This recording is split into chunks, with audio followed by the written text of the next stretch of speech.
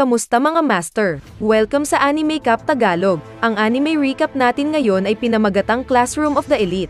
Kaya ano pa ang hinihintay nyo? Mag-relax at manood para ang buhay ay hayahay. Simulan na natin.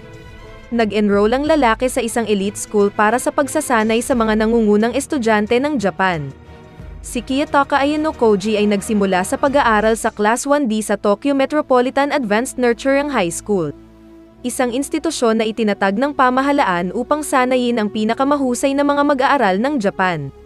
Ipinaliwanag ng guro ng homeroom ng klase na si Seiichi Bashira ang sistema ng puntos kung saan ang bawat isa ay nakakakuha ng isang buwan ng allowance ng 100,000 puntos na maaari nilang gamitin bilang pera sa mga lokal na tindahan. May isang punto na katumbas ng 1 yen at binalaan din ang mga mag-aaral na sila ay hinuhusgahan ang merit. Sinimulan ni Kiyotaka ang pag-navigate sa system na mag-ingat sa kung paano niya ginugugol ang kanyang mga puntos habang kinikilala si Gregarious Kaikyo Koshida at pagkatapos ay nagtangka na gumawa ng kapayapaan sa kanyang kapwa kaklase na si Suzan Horikita. Sa isang pagtatangka upang matulungan ang Koshida na maging magkaibigan sila ni Horikita, dinala siya ni Kiyotaka sa isang cafe kung saan nagkikita ang mga batang babae, na lihim na inayos ni Koshida at pang-2 kamag-aral. Gayunpaman nakikita ni Horikita sa pamamagitan ng plano at umalis ng naiinis.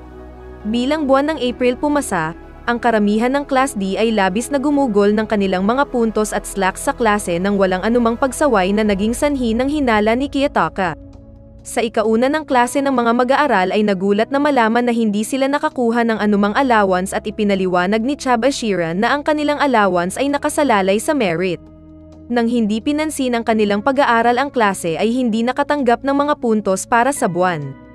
Ipinaliwanag ni Bashira kung paano gumagana ang system sa paaralang ito.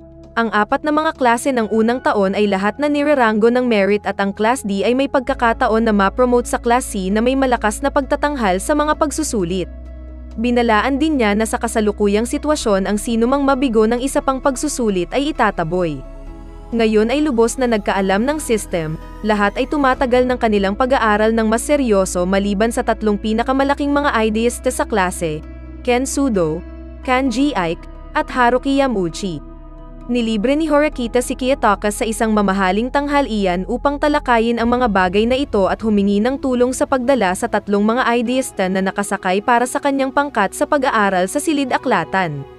Nagtagumpay sina Hirokita at Koshida sa pagpapunta sa kanila ngunit umalis sila kaagad dahil sa pag-uugali ni Horikita habang pinapahayag ni Sudo ang lahat na nais niyang maglaro ng pro basketball kaya wala siyang interes sa kanyang pag-aaral. Nang gabing iyon, narinig ni Kiyotaka si Horikita na nakikipag-usap sa kanyang kapatid, ang pangulo ng konseho ng mag-aaral, si Manabo at inaatake siya sa isang hindi pagkakasundo tungkol sa kanyang maling pananaw na ang paghihiwalay ay kalayaan. Si Kiyotaka ay namagit na kina Manabo pagkatapos ay inihayag na siya ay nakapuntos ng 50 sa bawat exam at nagtanong kung ito ay nagkataon o hindi. Ang midterm exams ay dumating at ang Class D ay gumanap ng maayos sa ilang mga pagmamarka ng pinakamataas sa mga unang taon ng paaralan. Nakakakuha ang Class D ng mga resulta ng kanilang huling pagsusulit at lahat ay pumasa maliban kay Sudo na hindi nakuha ang pagpasa ng threshold ng 1 punto. Ang mga marka ay bunga ng paggastos ni Kiyotaka ng 15,000 puntos upang bumili ng isang lumang katanungan sa pagsusulit mula sa isang upperclassman. 3 araw bago ang mga pagsusulit ay nagpapaliwanag na wala sa mga ito ay labag sa mga patakaran sa paaralan, nagtanong sa kanya kung mayroon ang pagkakapantay-pantay at sinagot niya na wala at sumasang-ayon si Kiyotaka. Ang pagpapatalsik ni Sudo ay naligtas matapos na ginugol ni Kiyotaka at Hirokita ang kanilang mga puntos upang madagdagan ang marka ng exam ni Sudo ng 1 puntos na pinayagan na maligtas sa pagpapatalsik.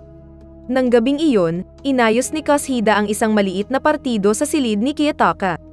Pagkatapos ng pagdiriwang, umalis si Koshida ngunit nakalimutan ang kanyang cellphone at sinundan siya ni Kiyotaka upang ibalik ito. Ngunit sa proseso, napag-alaman niya ang side ni Koshida na selosang pagkatao. Dumating ang unang araw ng Hulyo at ang pamamahagi ng points ay gaganapin dahil sa isang insidente noong nakaraang araw na kinasasangkutan ni Sudo at 3 mga kasamahan sa basketball mula sa Class C. Inatake si Sudo at lumaban upang ipagtanggol ang sarili. Gayunpaman, Dahil sa kanyang hindi magandang reputasyon siya ay gaganapin at mananagot maliban kung ang klase ay makakahanap ng isang testigo upang malinis ang kanyang pangalan bago ang pagdinig sa susunod na linggo na kung saan ay magreresulta sa klase na walang matatanggap na puntos para sa buwan. Sa isang pagtatangka upang manipulahin ang kaso, pabor ang tatlong Class C attackers ay lihim na humiling sa kaklase kay guro na bugbugin sila. Sa tulong ng Class D, ang mga mag-aaral sa klase ay nag-post ng mga mensahe na humihiling ng mga saksi sa insidente. Sinabi ni Horikita kay Kiyotaka at sa iba pa na nandoon si Sakura at nasaksihan ang insidente sa kanyang kamera.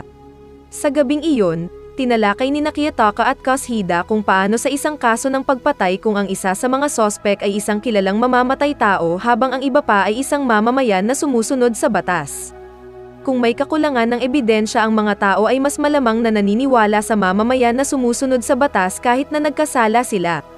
Kinabukasan, lumapit si Sakura para sa ebidensya at tumakas, bumagsak ang kanyang kamera sa proseso. Nawala si Sakura dahil kapag hindi niya mayon ang kanyang kamera ay iisipin na sinira niya ito at patuloy na tumakbo na hindi nais na makisali. Hiniling ni Sakura kay Kiyotaka at Kushida na samahan siya sa tindahan ng electronics upang maayos ang kamera na sakop sa ilalim ng warranty. Hiniling ng clerk ng tindahan si Sakura na ibigay ang kanyang impormasyon sa pakikipag-ugnay at ibinigay ni Kiyotaka ang kanya sa halip. Nalaman ni Kiyotaka na si Sakura ay ang modelo ng internet na naging isang malaking hit kamakailan. Sa pagdinig na pinamunuan ni Horikita, ang parehong mga klase ay nagbigay ng kanilang mga patuto na inaakusahan ang bawat isa sa pag-uudyok sa laban sa paunang pagpapasya na pabor sa klase. Matapos na manahimik, nagsalita si Horikita pagkatapos makakuha ang kanyang loob ni Kiyotaka. Pagkatapos ay ipinakita niya si Sakura bilang isang testigo na nagbibigay ng katibayan na naroroon siya habang nakuha niya ang laban na nangyayari sa background sa panahon ng isang photoshoot ng paaralan. Gayunpaman ang ebidensya ay nagpapatunay lamang na siya ay naroon at hindi malinaw ang nang anumang maling gawain ni Sudo. Nakipag-usap ang isang homeroom teacher at nagkompormiso na bigyang nga 2 linggong pagsuspende sa bawat grupo ngunit hindi ito tinanggap ng Class 2. Napansin ito ni Manabo at napag-alaman na may isang side na nagsisinungaling. Napagdesisyonan ni Manabo na tapusin ang hearing at ihahayag ang resulta sa susunod na araw. Bumalik si Sakura ang kanyang dorm upang mahanap ang kanyang mailbox na pinalamanan ng mga larawan ng kanyang sarili na sinasamantala ang pagkaantala sa panghuling desisyon na nagawa sa pamamagitan ng larawan ni Sakura. Dumating ang Manabo upang paalalahanan ang lahat na sila ay hinuhusgahan pa rin hanggat sila ay nasa loob ng paaralan. Kasama si Satomura na nakaalerto kay Kiyotaka tungkol sa sitwasyon, hiniling ni Kiyotaka na tumayo sa tuktok ng platform ng divang upang magbigay ng isang talumpati tungkol sa klase D na umakyat sa klase ng isang araw sa kabila ng maraming mga depekto ng mga mag-aaral. Kasama ang mga mag-aaral na ginulo, nakatakas si Ike sa pagbabago ng silid na hindi napansin. Makalipas ang ilang sandali, ang Suzon ay pumapasok sa pagbabago ng silid upang alisin ang mga SD card mula sa mga kamera upang ma-foul ang operasyon. Ipinaliwanag ni Kiyotaka na Suzon na ginamit niya ito sa halip na kumbinsihin ang kanyang mga kamag-aral na huwag gawin ito dahil sa posibilidad na magawa nila ito sa likuran. Para sa isang paglalakbay sa klase ang lahat ng mga mag-aaral sa unang taon ay nakuha sa isang marangyang barko ng cruise. Nalaman ni Kiyotaka mula sa Chubashira na ang isang hindi kilalang tao ay nakipag-ugnay sa paaralan na humihiling sa kanya na palayasin. Nag-aalok ang Chubashira ng isang takip para sa kanya upang makarating siya sa klase A. Sa paghihinala na maaaring siya ay manipulahin siya ay tumanggi ngunit binalaan niya siya na kung gagawin niya ay mapapalayas siya at mahubaran ng kanyang kalayaan. Mamaya Kiyotaka ay nakikipagpulong sa Horikita upang talakayin ang patutunguhan ng biyahe. Ipinaliwanag ni Kiyotaka na pinaghihinalaan niya na ang paaralan ay dadalhin sila sa isang boarding house sa isang isla na pag-aari ng paaralan para sa isang lihim na motibo. Si Horikita ay nilapitan ni Ryuan tungkol sa security camera na nakaset up at sinusubukan na manipulahin siya. Ang isa pang mag-aaral mula sa klase C Ibuki ay sumusubok na harapin ang Ryuan tungkol sa isang bagay ngunit marahas na muling binigyan ng Albert. Binanggit ni Hirokita na ang klase C ay maaaring nasa gilid ng pagbagsak mula sa loob. Ang Sakayanagi ay nagplano sa background habang sinusubukan mong siyasatin ang ilang mga mag-aaral. Mamaya, tumawag si Sakura kay Kiyotaka upang tanungin siya sa petsa ngunit bigla siyang nagbago ng isip kapag siya ay pupunta upang salubungin siya. Nang makita sila ni Koshida na si Sakura ay nahihiya at umalis. Sinubukan ni Kiyotaka na umalis ngunit pinigilan ni Koshida kapag siya ay gumagalang sa kanyang mas madidilim na pagkatao. Sinabi niya sa kanya na naramdaman niya ang kanyang kakatuwang patungo sa kanya na kinukumpirma niya.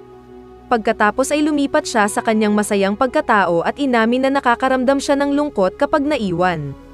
Kinabukasan, ipinapalim ng paaralan ang lahat ng mga mag-aaral ng tunay na dahilan sa likod ng paglalakbay.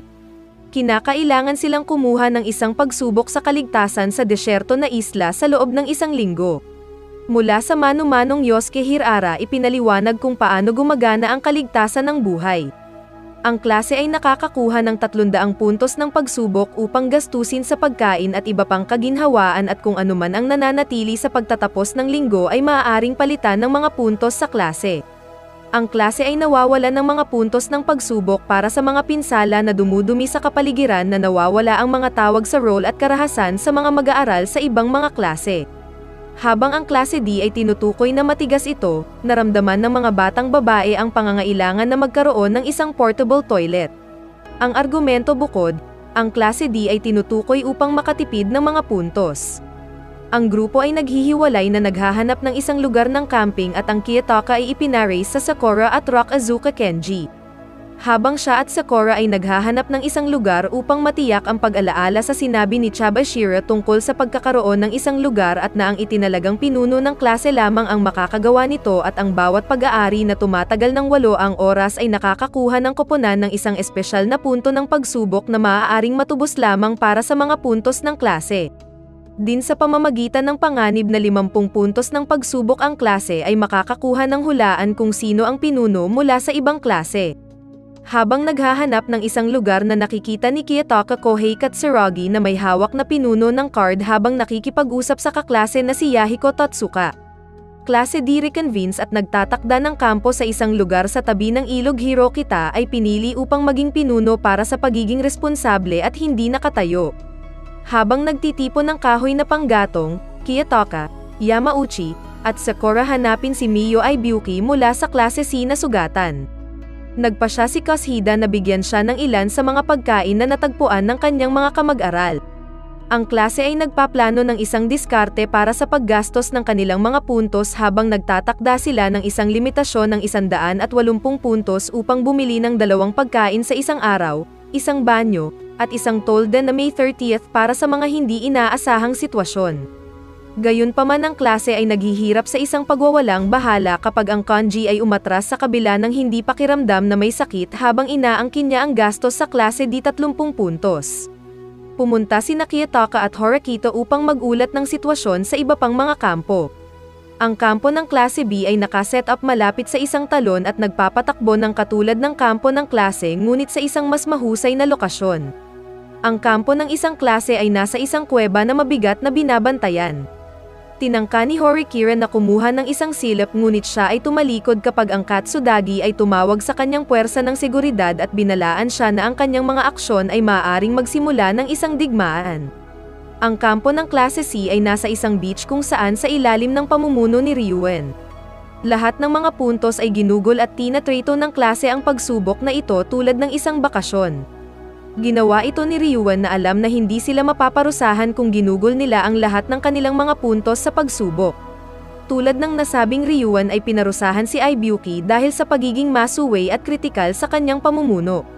Sa gabi ng 3 araw may pumutok sa tolda ng batang babae sa kampo ng klase at hinanap ang bag ni Ibuki para sa kanyang telepono. Sa 4 na araw, ang klase D ay gumagawa ng higit pang pag-alaala upang malaman kung sino ang mga pinuno ng klase. Ang Kiyotaka at Sakuda ay nakakatugon sa Ichino sa kampo ng klase C lamang upang malaman na ang lahat maliban kay Ibuki ay umatras mula sa pagsubok. Sa 5 araw, nalaman ni Karuizawa na ang kanyang damit na panloob ay ninakaw. Ang klase D ay nagsasagawa ng isang paghahanap sa bag at natagpuan ito ni Yamauchi sa bag ni Ike. Kinukuha ito ni Kiyotaka ngunit hinihiling ng mga batang babae ang isang pat-down. Kapag ang paghahanap ng pat-down ay isinasagawa ang paghahanap ng Hidata para sa Kiyotaka ngunit iniulat na hindi niya ito mahahanap mamaya nakikipag-usap siya kay Kiyotaka at nagpa siya na kunin ang damit na panloob na alam na ang kanyang reputasyon ay magiging nasira ang hindi bababa sa pagiging salarin dahil si Karuizawa ay kanyang kasintahan. Bilang tugon sa tiwala sa pagnanakaw sa loob ng pagnanakaw sa loob ng Klase D Erode at ang mga batang babae ng Klase D ay nagpa siya na paghiwalayin ang mga kampo ng mga batang lalaki at babae. Lumapit si Ibuki kay Kiyotaka na humihiling sa kanyang opinyon tungkol sa kung sino ang magnanakaw at pinagkakatiwalaan niya siya habang sinasabi sa kanya na pinaghihinalaan siya ni Sudo. Sa gabing iyon, ang Horikita at Kiyotaka ay nakaupo sa pamamagitan ng isang apoy sa kampo at mga abiso ng Kiyotaka na ang Horikita ay nagkasakit sa buong pagsubok. Si Odekira ay nagpapahinga sa isang silid sa panahon ng paglalakbay upang mabawi mula sa kanyang sakit at tinukoy na matigas ito. Sa susunod na araw, ang Klase D ay nagtitipon ng pagkain ng maaga ng isang bagyo. Habang ang pangingisda sa ilog Kiyotaka ay humiling sa Horikita na ipakita sa kanya ang kanyang pinuno ng card upang kumpirmahin kung totoo ang hawak ng card Katsuragi. Gayunpaman, hindi pa rin siya sigurado pagkatapos makita ito. Lumapit si Yamauchi sa Horikita at naglalagay ng putik sa kanyang buhok pag-uudyok sa Horikira na itapon siya sa lupa. Habang si Horikita ay umalis upang hugasan ang putik sa kanyang buhok, may nagnanakaw sa kanyang pinuno ng card at lihim niyang ipinaalam kay Kiyotaka ang tungkol dito. Makalipas ang ilang sandali, may nagsimula ng sunog sa kampo na nasusunog ang mano-manong pagsubok ng kaligtasan na humahantong sa higit pang mga isyu sa tiwala sa loob ng Klase D. Hinala na ito ay ginagawa ni Ibuki dahil siya ay mula sa ibang klase, hinahanap siya ni Horikita at nalaman na ninakaw niya ang card. Inatake ni Ibuki ang Horikita sa kabila ng mga patakaran na nagbabawal sa karahasan laban sa mga mag-aaral mula sa iba pang mga klase. Alam na hanggat walang nakasaksi sa laban ay maaari siyang lumayo dito. Hamina sa kanyang sakit, ang Horikita ay madaling pinalo ng Ibuki at dinala ang keycard sa ilang mahiwagang mag-aaral na tila hiniling nito. Inaalam ni Ibuki ang Katsuragi sa pamamagitan ng isang ham radio na nasecure niya ang pinuno ng Horikita bilang Klase A at Klase C ay ipinahayag na nagtutulungan.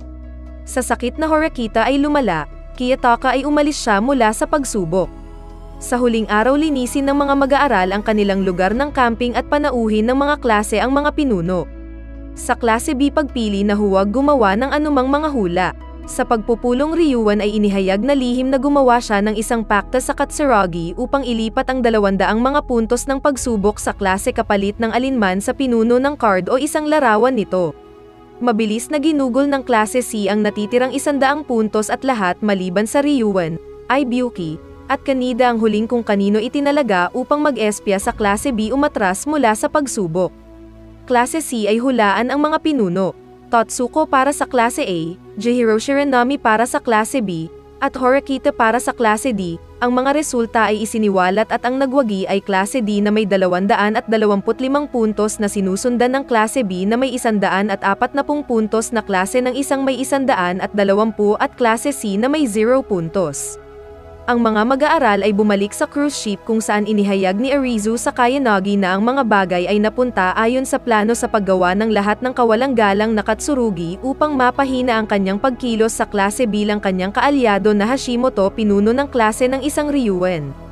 Ipinaliwanag ni Horikita kay Kiyotaka na sinasadya niyang pinamunuan si Ibuki na magnakaw ng card at pagkatapos ay umalis si Horikita upang gawin niya ang kanyang sarili na pinuno na tinitiyak na ang klase ng isang klase at Klase C ay hindi tama na nahulaan siya bilang pinuno para sa paghula sa ibang mga pinuno. Ipinahayag niya na nakita lamang niya ang likuran ng card ng Katsuragi at alam kung gaano siya maingat na siya ay naibawas na ang Totsuko ay pinuno ng klase.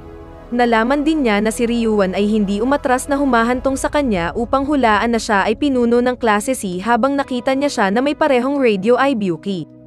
Hindi nais na mapanganib ang alyansa ng klase sa Klase B, pinili ni Kiyotaka na huwag pangalanan ang pinuno ng Klase B. Inihayag ni Ryuan na ang pangunahing motibasyon para sa alyansa sa Klase A ay napipirma niya ang isang kontrata upang makatanggap ng 20,000 puntos mula sa bawat mag-aaral ng klase bawat buwan hanggang sa pagtatapos. Sa isang pulong sa Chab-Ashita, nalaman ni Kiyotaka mula sa kanya na ang taong nagnanais na siya ay pinalayas ay talagang kanyang ama. Sinasabi ni Kiyotaka kay Chab Ashita na sa kabila ng pagtatangka ng kanyang ama na alisin siya sa paaralan ay magpapatuloy siyang lalabanan siya. Sinabi sa Orakita na kailangan niya ng mga kaalyado na Kiyotaki ay lumilitaw na siya ang may pananagutan sa tagumpay ng klase upang magkaroon ng tiwala sa iba. Gayunpaman si Kiyotaka ay tunay na hindi nais ng anumang bagay sa Horakita o sino man sa kanyang klase dahil nakikita lamang niya ang mga ito at mga tao sa pangkalahatan bilang mga tool at patuloy na gamitin at isakripisyo ang iba basta mananalo siya sa huli.